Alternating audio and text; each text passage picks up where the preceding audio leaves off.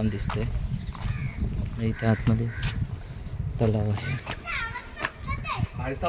आवाज बघ कसा होतोय. बापरे.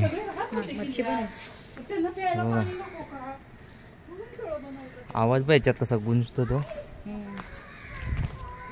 मग ते मासे पण आहे बघा याच्यामध्ये,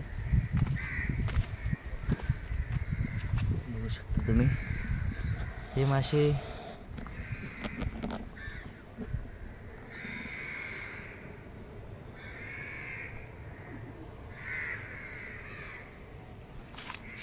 कासव पण आहे.